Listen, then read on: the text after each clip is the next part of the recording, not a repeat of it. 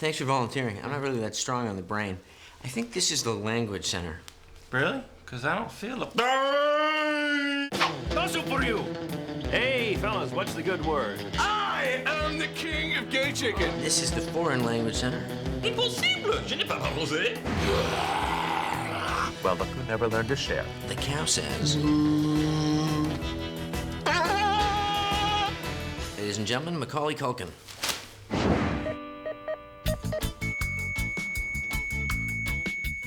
The neat thing about guest stars on Scrubs is that most of them are just friends of ours. Where's Mr. Cookie Pants? And that are nice enough to say, hey, let's come and do the show and have fun and hang out. Tupac! I was watching that. You know what? That's a pretty reprehensible thing to do. Another thing with guest stars that we did this year is we continued to round out the Spin City appearances. Oh, it's true. Richard Kind as a hypochondriac is easily one of the funniest guest stars you'll have on a show. For some reason, on Tuesdays, my feet just swell up like Jiffy Pop bags. Well, if you'll excuse me, I have a full body scan to take. Barry Bostwick, he plays a husband that doesn't want to talk in front of his wife. And Zach says the word penis, and Barry Bostwick says, whoa, you know, quick pause on the gutter talk. He says to his wife, he says, hell in the hallway. Look, I know. Barry made the decision to wait until she got all the way to the hall and then to Zach Braff. I tell that story because when he did that, for an hour straight, Zach wasn't able to go on without laughing. Wow, it's a giraffe. The show is written by people that truly love TV. So anytime we have an excuse to bring a pop icon from the past on the show, we do. Mr. Sulu? My name is Maureen McCormick. Marcia, please. And this year we did Eric Estrada, that we find out that both Carla and Elliot are huge Ponch fans. Damn, I still got it. Dolphins won again. Here you go. I'm gonna be hearing about this all day.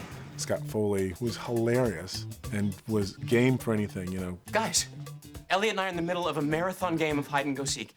If she comes in, you didn't see me. Sean became kind of a character that we created where he ends up, you know, with a job at SeaWorld, and he's a very bizarre guy giving JD advice about how to teach his interns and using analogies to his own dolphins. Sean, unfortunately for me, my interns aren't mammals. JD, they are. We kind of just kept building him up after that.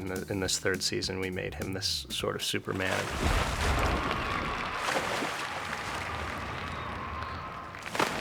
He's so handsome in real life. I mean, honestly, I was just talking to the guy and I would get lost in his eyes. I got no problem admitting that. And I'd be like, Scott, do you want to do the show again? And he would start talking and I'd have no idea what he was saying, so I'd just be dreamy. Up. Wow. Can you actually talk to each other? Elliot, come on, he's just a dolphin. Because, Bruce, then she would think I was crazy, that's why. Aw, you okay, little buddy? And the Tara Reid character, we started out as was going to be a clone of JD. You know, she was going to have an internal monologue. Sorry, sometimes I just have this inner monologue running through my head. Inner monologue? Weirdo! And JD was basically going to fall in love with himself. It wasn't panning out the way we wanted it to. The thing that I think finally worked with her is letting her be exactly who she is. We tried for a while to make her into somebody that she wasn't. It was probably a mistake on our part, and then we said, she can have fun with her own image. She's kind of a fun, smoking, boozing party girl. God, you never used to smoke. Yeah, but back then I was pretending to be someone who I thought you wanted me to be. I think she had the most fun when they wrote the most outlandish things for her to do. She was in a giant cigarette costume. She dances with these these male strippers. Now, who haven't I slept with yet? Give it to me! Oh my God, Danny, I am so sorry. I thought this was what you wanted. It was.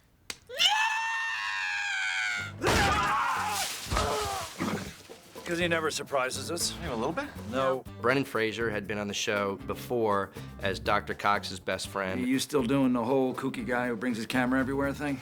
Till the day I die. He said, you know, I should come back on the show, but as a dead guy.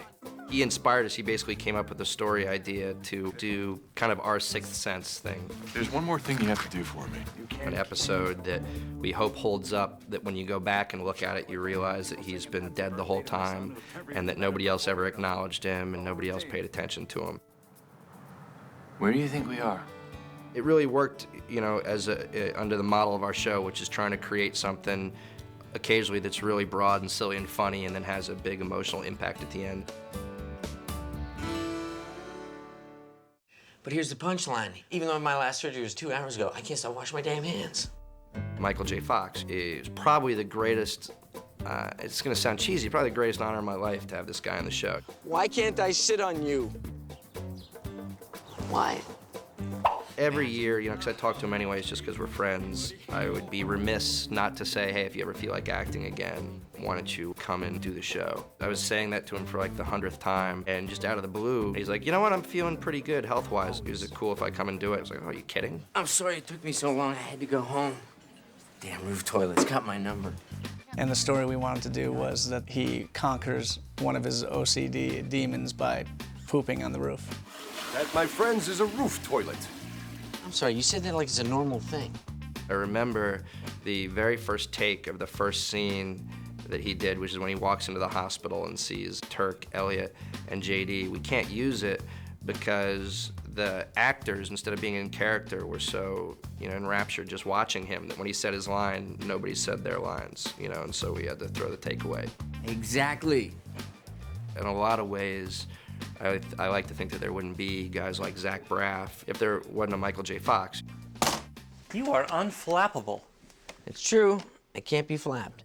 And I'm really proud of those episodes, because on some level, you know, I thought that they were kind of metaphorical for what Mike was going through in his real life, and he was going through it like a hero. If there's something you know you can do, whether it's intubating a patient or copping a squat on the roof, and your mind keeps throwing up roadblocks, just know you can drive right through them. You know, the best guest stars on this show are people that come in and instead of just wanting to do a typical sitcom guest appearance of saying something outrageous, is that they come in and try to craft a character. It's just a treat and a privilege. Okay, well, sir, it was amazing to work with you. Thank you. And that's 3 seconds. Okay, sorry. Okay.